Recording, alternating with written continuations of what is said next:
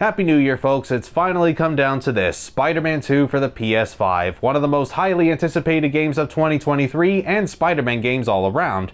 5 years after the great success of the 2018 title by Insomniac, and 3 years after the shorter but still pretty decent follow-up with Miles Morales, is Spider-Man 2 another epic chapter in this ongoing saga, now starring 2 Spider-Men at once? Short answer, you bet your ass it is. Long answer, well, let's take a look. So far as of 2023, unlike Spider-Man Remastered and Miles Morales, Spider-Man 2 is currently a PS5 exclusive and not on PC. I mean, it did only take a few years for Insomniac to port the other 2 titles to PC, and they did one for the latest Ratchet and Clank game of this time, Rift Apart, so I dare say Spider-Man 2 will be on the same platform one day. And this is a pretty expensive game to boot, we're talking $70 here. This hobby gets more and more pricey with each new generation, but whether or not it's worth the price is what we're going to discuss today. The trailers for this game were few to start with, but their appearances on the PlayStation showcases did a damn good job at hyping me up. Not necessarily because the primary antagonist was going to be Kraven the Hunter looking for new targets, but because Venom was going to be in it. That one flashing shot of him in the announcement trailer caused my brother and I to cheer in glee. Venom is one of the great Spider-Man villains, and it made perfect sense for him to be in the third Insomniac game, especially since the last 2 entries have been slowly building him up with the post-credit scenes. As Spider-Man 2 was getting closer to release and more trailers began appearing, we even got to see the Black Suit in action to get us more excited. The Black Suit storyline is perhaps the most popular arc in Spider-Man, and it was only going to be a matter of time before Insomniac had a go at it. And there's a good reason it's so well known. It's the plot of an alien substance called the symbiote coming from a meteor that struck Earth and takes over Peter Parker's Spidey suit to make it all black, giving him amazing strength but at the cost of changing his entire personality. Peter starts becoming a jerk to his loved ones, and over time he realizes this and with great pain takes the suit off, only to fall onto his rival photographer for the Daily Bugle, Eddie Brock, who embraces the symbiote and becomes Venom due to his less moral behavior. However, Spider-Man had been wearing the symbiote for so long that Venom's adapted his abilities and is willing to kill others by eating their heads off like a demonic Pac-Man. Venom's had plenty of incarnations over the years, some good and some not so good, but the thought of an evil Spider-Man roaming a populated city like New York has always been an intriguing premise. Though before releasing Spider-Man 2, Insomniac had confirmed that Eddie Brock was not going to be the one covered in symbiotes, which did concern some people including myself. Even the back of the box boasts about how it's an all-new take on Venom and places a shot of his good side right next to that claim.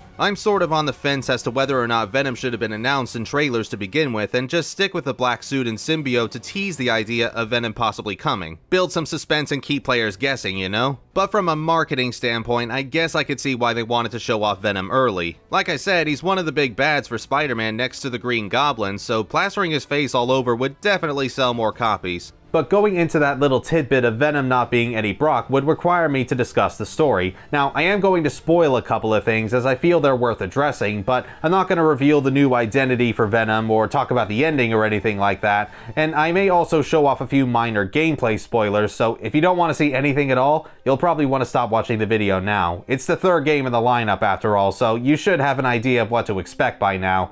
For those who just want to skip the stories, time codes here, you know what to do, blah blah blah, moving on. To kick things off, as soon as Peter starts his first day as a physics teacher and Miles struggles filling in his personal statement for college, they're both left to deal with an attack by the Sandman, which the 2 manage to handle, but Sandman lets them know that something was coming for him and it will come for both Spider-Man as well. Turns out that something is Kraven the Hunter getting bored of his latest victims not putting up a good enough fight. So one of his other hunters shows him a map of New York with the Spider-Men and their friends and foes, which Kraven believes might be a great change of pace heading straight over. And to jump ahead a tag, Kraven does actually succeed in his hunt against a few longtime Spider-Man villains, though Scorpion's death is the only one you actually get to witness. Because in a section with Mary Jane later on, you'll also discover that Vulture, Shocker, and Electro get unceremoniously killed off screen. Yeah, that felt kinda cheap, honestly. Nevertheless, it's pretty clear that Kraven is a force to be reckoned with. However, that's not the only thing going on. Harry Osborn finally shows his face after being absent for 2 games due to a serious illness that he didn't want to let slip out. Throughout the first one, Harry had convinced Peter and MJ that he was traveling in Europe, but was really kept in a tube by his father, Norman Osborn, until a cure could be found, and that would be the sentient licorice that is the symbiote, which Harry demonstrates by saving some civilians from the hunters in a carnival whilst they were going after Tombstone. After finding out Peter's Spider-Man and using the Emily May Foundation, or EMF, that Harry hires Peter to save the environment using science, he takes this opportunity to test out his new symbiote powers, even helping Spider-Man rescue Tombstone during one mission. Eventually though, it comes to a point where Peter suffers a pretty fatal wound, damn near on the brink of death, and the only way to save him is having Harry give him the symbiote, which also causes his illness to return. This is where we at last get control of Black Suit Spider-Man, however, and it goes through some similar beats that you'd expect with this setup. The more Peter becomes attached to his new abilities, the more he disregards others' well-being. So at what stage is Peter going to take off the suit, and how will he be able to do that after being so corrupted by the symbiote? Where's Miles during all of this, you might be asking? Oh, he's around,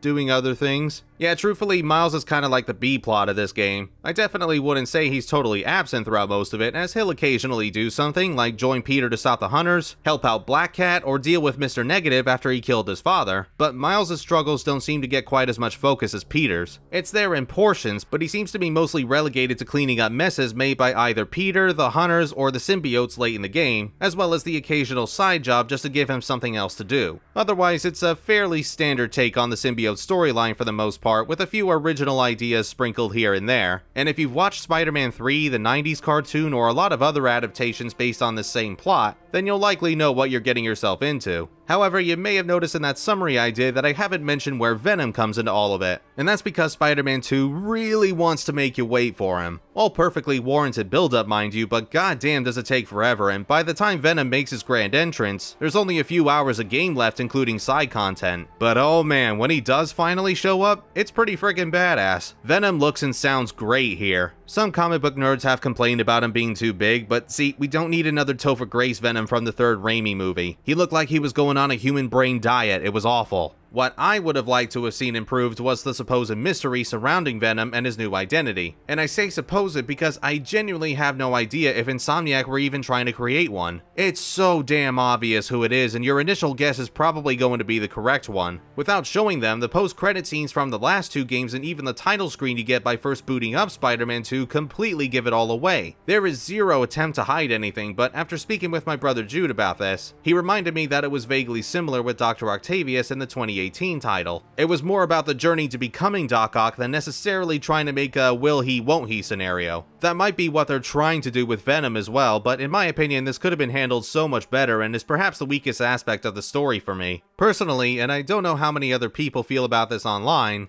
I think Peter should have been the one to transform into Venom, leaving Miles in charge of snapping him out of it, or maybe even letting Peter die. I did once have a feeling it would go that way as well after seeing him become so absorbed by the symbiotes from wearing the suit too long, and now he's growling and even sounding like Venom for a brief moment or two. Like, how awesome of a twist would that have been to this story that's been told many times throughout Spider-Man's history? That unfortunately is not what happens, and things go pretty much how you may have predicted, which is a little disappointing. Still entertaining enough, but a little disappointing. We don't get a lot of Peter being a douche to his friends either. There's plenty of him getting carried away with his symbiote powers, and that's all done okay, but I only counted maybe 2 or 3 moments where his attitude changed towards those he cared about. I felt like some of that stuff was a little brushed over. And dude, I think Yuri Lowenthal is a great voice actor and once again plays both Peter Parker and Spider-Man tremendously well, but when he has to be Bully Maguire 2.0, it's painful. He apparently used behaviors of people with addiction as reference for it, and sometimes Lowenthal can actually sound alright and maybe be kinda funny. Peter, I don't know about this. Relax and be a good proton. Huh? Stay positive.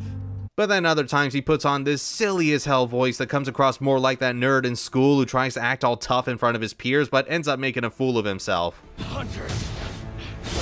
Really? You asked for this! I think I'd rather take Greg Brady from the 90s cartoon and watch him overact his ass off. That at least is full of comic book cheese that'll make you laugh just by watching a few clips. Shocker! You can't escape me! I'll chase you to the ends of the earth! The check's in the mail, baby! It isn't all bad, however. As far as villains go, I'd say Kraven is certainly a step up from the ones in the Miles Morales game. I completely forgot to talk about this in the last video, but Simon Krieger was a pretty one-note antagonist that I really couldn't give a crap about. He's the standard business tycoon that wants a buttload of money by selling a dangerous invention. It's boring and it's cliche, but I can't say Finn was a whole lot better. She kept acting like Miles was the only one who lied about his identity as Spider-Man and thus doesn't trust him, but She's been doing the exact same thing as the Tinkerer for who knows how long, and she has the gall to yell at him about keeping secrets? Bitch, please. With Kraven, we at least don't get into any petty squabbles like Finn did, or betray everything they stood for like what Dr. Octavius did. He just wants a playground to roam around in for the thrill of the hunt. It doesn't exactly make him the deepest of characters, but for a superhero game, I don't really mind that so much, and the fact that Kraven is so confident with his abilities and is such a quick thinker, whether in battle or trying to search for his enemy's weaknesses, make him pretty intimidating for the most part. The only other peeve I have with the story though is how repetitive it can get trying to defeat Kraven and his hunters. There's perhaps a few too many occasions where the formula usually goes like this. We have to stop Kraven, you find Kraven, he gets away. We have to stop Kraven, you find Kraven, he gets away. We have to stop Kraven, you find Kraven, he gets away. And the missions surrounding these moments can sometimes be quite long too, with their own gimmicks like the returning MJ sections, or sneaking around the hunter's hideout as the Spiderman. A lot of the objectives also center around one of the various villains being tailed or captured by the hunters, so we have to go save them. This happens with the Lizard, Black Cat, Mr. Negative, but no Rhino, Mysterio, the Chameleon, or anyone else with amazing skills or superpowers. I mean, with Mysterio, I guess it makes sense, because Quentin Beck now uses his illusions to entertain people than be diabolical. I can see the character going through this redemption arc to some degree, but good lord, the fight against the Mysterio illusions was utterly pathetic for what he should have been able to do. Even the PS1 game did this better. For crying out loud, there's a giant Mysterio right there and you didn't use him. Instead, I'm beating up a bunch of puny-ass Mysterios. Why? Why do that? This is an Arkham game.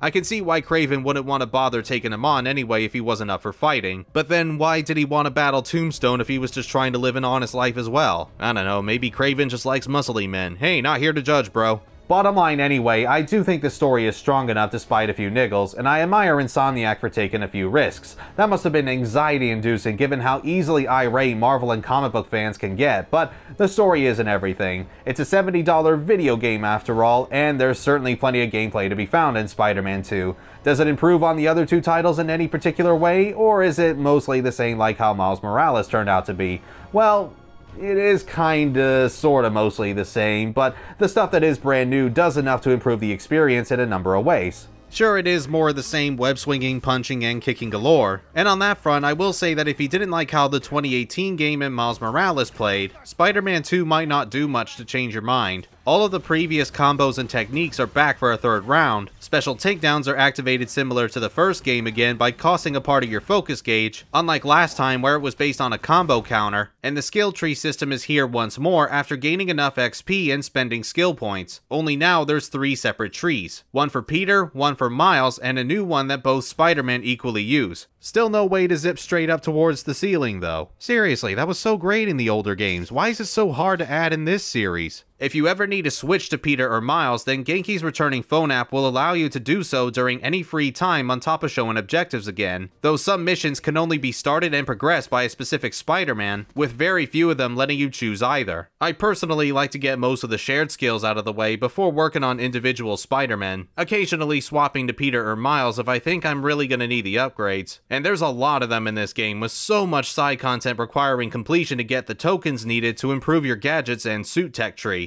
The suit tech upgrades are basically passive skills like more health and focus, added damage to your attacks, or faster web swinging. Though luckily both these and the gadgets apply to each Spider-Man as opposed to leveling them up one at a time, thank God. In addition to all of these upgrades, gadgets and unique abilities to both Peter and Miles are now activated through hotkeys. The gadgets are all exactly the same between both Spider-Men, and for the most part they're pretty useful in this game. The only one I didn't really take a fancy to was the upshot that launches numerous foes into the air, but punching them upwards is probably the more effective way to do it for me. To use the gadgets you need to hold down R1 and press one of the face buttons, but for other abilities like Peter's mechanical arms, the symbiote moveset you eventually acquire, and Miles' Venom powers including some new ones, you have to hold down L1 and press a face button. The interface reminds me a lot of the Ratchet and Clank games in both design and execution. It kinda just has that Insomniac touch that anybody who grew up in the early PlayStation days will immediately recognize. Sometimes you might not even need the gadgets because as well as dodging, both Spider-Man can parry attacks by pressing the button just before you get hit by an enemy. Throughout the game's opening hours I kept forgetting I had it because I was so used to how the other two games played, but I learned to take advantage of it as I carried on, which was was especially helpful during the later parts. None of that is going to matter when Peter gets access to his symbiote suit. Christ almighty, is this thing deadly. I already brought up that it has its own special abilities, which does pack a lot of punch, but Peter gets so much stronger and has a much improved range when he has this suit on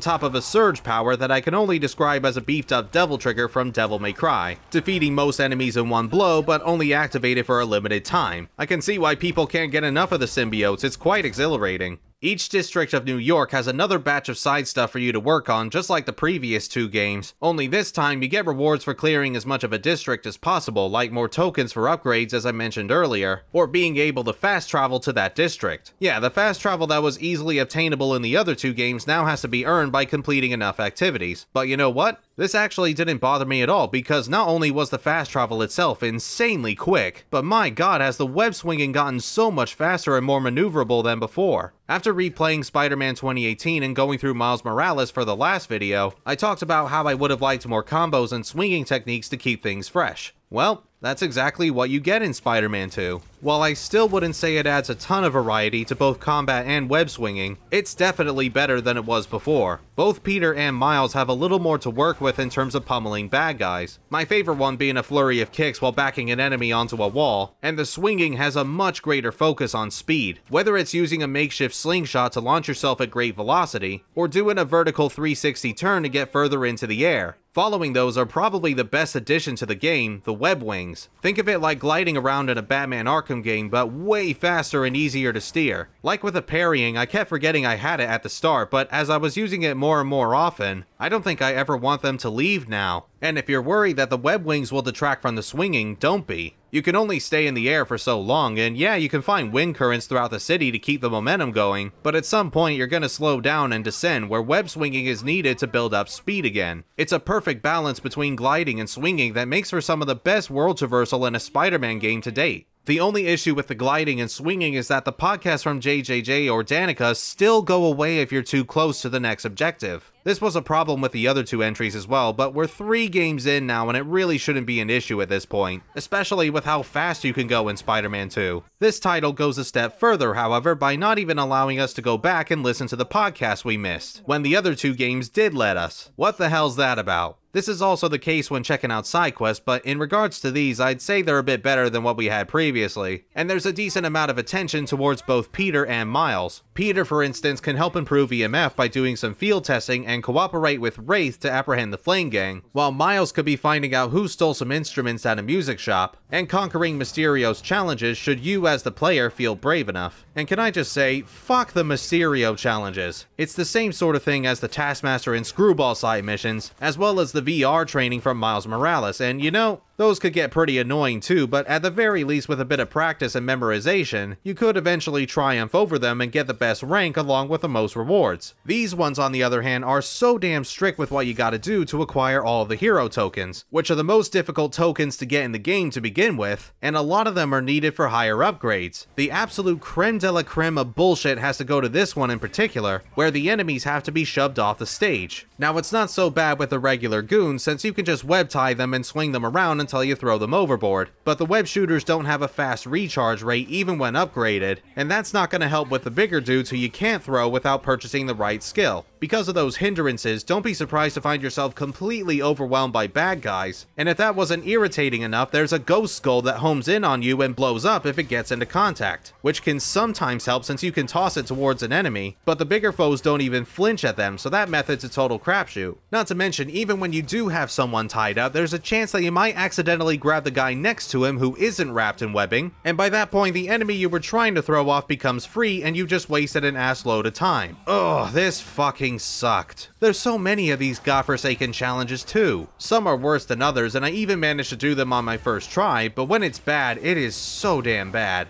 It's almost like these were made for endgame, but you unlock them at the halfway point instead. Worst side quests out of the lot, bar none. Only made more tragic by the fact that it's Mysterio running these, and I love Mysterio as a villain. The ending's pretty refreshing at least. I actually kinda like the changes they did. Thankfully though, they were the only side quests I could say were just downright awful. The rest of them a majority of the time are quite entertaining and still give you that feeling of being Spider-Man. Just prepare yourself mentally for the side quest with Howard the Pigeon Man from the other titles. The dam nearly broke with me on this one. It was both quite beautiful and uplifting, but also very depressing. Make sure you don't run into any glitches before doing this side quest as well. Yes, unfortunately, they're back in full swing, pardon the pun, and probably the messiest we've seen so far. One time at the carnival with MJ and Harry, I sat down on a bench and was stuck there to think about my life choices, and it seemed like Peter was going slightly insane because I could hear my friends' voices but couldn't see them anywhere. Did Peter imagine them? It's kinda sad actually. As if flicking the controller to lift your arms up on the park rides wasn't awkward enough. I also had a glitch after the first hour of the game when Miles was taking care of some bad guys, but the whole thing was entirely in slow motion. I don't know how I did this, and it was like the game was directed by John Woo for a second. As for this glitch, I have no idea what happened with one of the title screens, but I was suddenly playing the amazing Spider Heads 2. And then of course there's the infamous Spider Cube you can play as, which I encountered multiple times throughout my playthrough, and it even appears in cutscenes. Wraith, you okay there? What are you even looking at? It kinda reminded me of the walking tofu you can unlock in Resident Evil 2. I think it has something to do with swapping costumes too many times, and the cube was a good joke for a couple of minutes, before it got annoying and I had to quit the entire game to get it to work again, every single time. I mean, a lot of these were funny as hell, don't get me wrong, but goddamn, is this the glitchiest Spider-Man game we've had yet? It's almost tradition by now to have a new entry break at some point. I say keep them coming, let's see how long they can last before we inevitably get bored by them.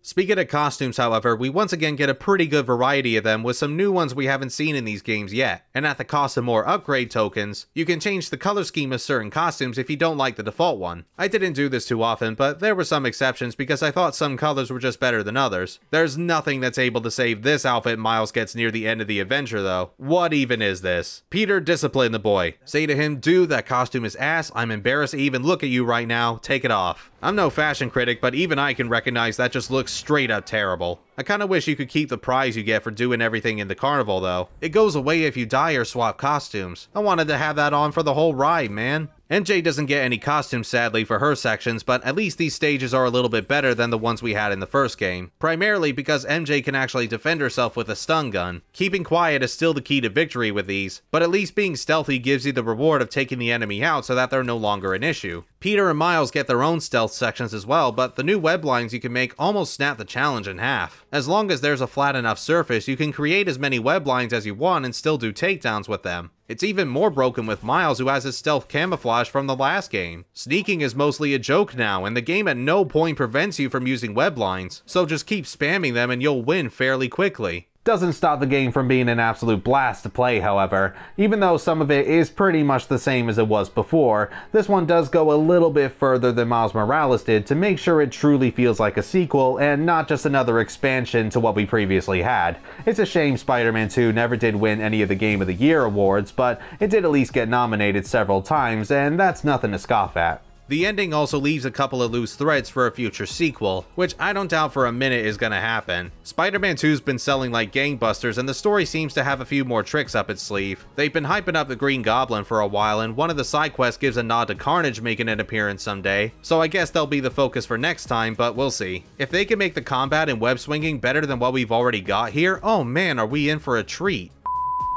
Hi everyone, this is Josh from the future here, right after somebody at Insomniac thought, hey, that guy who released the GTA 6 trailer early isn't so badass. I can do better than that by taking Insomniac's entire release schedule up to 2035, and show that we're not only getting a Wolverine and Venom game within the next few years, but also Spider-Man 3 in 2028. I can only hope whoever did this is super good at hiding, because Insomniac will no doubt be hunting them down as we speak like Kraven does to his victims. Anyway, just thought I'd bring that up before somebody in the comments did. Back to the video. I even enjoyed the little stuff in this game, like occasionally coming across the other Spider-Man during crimes and giving bro hugs when you're all done. They didn't need to add that, but it's just awesome to see. Spider-Man 2 just has so much charm and love put into it that you can feel it being passed on to you, with a decent 20 to 25 hour length on top of that, including side content. That might be considered too short for some players, but for me, I thought it was perfect. I don't know about you, but I'm getting pretty sick of AAA releases needlessly making themselves 40 to 60 hours by adding pointless quests and padding out the story story to justify the price tag. Spider-Man 2 thankfully doesn't do that. It's as long as it needs to be, and once I completed the game 100%, I already wanted to go back for more, despite getting a pretty healthy amount of time with it. That's a sign of a great game right there. Though sadly, there's no post-game content to speak of, but Insomniac do seem to understand altogether that less is more. Ratchet and Clank Rift Apart was also fairly short in length and pretty expensive, but it still managed to give you a damn fun time while it lasted. Is every moment in side quests enjoyable? No, but the stuff that does work vastly outshines all the bad, and I'm happy to say that the price of admission was totally worth it. Hell, Spider-Man 2 gets awesome as soon as you begin with the opening Sandman battle. In fact, most of the boss battles in general are pretty good, and if you still haven't picked this game up yet and you're a Spider-Man fan, well, what are you waiting for? Go do it. So far, all 3 titles have been smash hits, getting better and better with each one, and I personally can't wait to see what else they do. Here's hoping for another great Spider-Man game. Alright, I got a lot to cover throughout 2024, so I'll get to work on the upcoming video, and hopefully, I will see you all next time. And 3 years after the shorter but pretty something, given how easily irate comic book fans and Marvel, what was that? Given how easily irate Marvel, I did it again, the story isn't everything.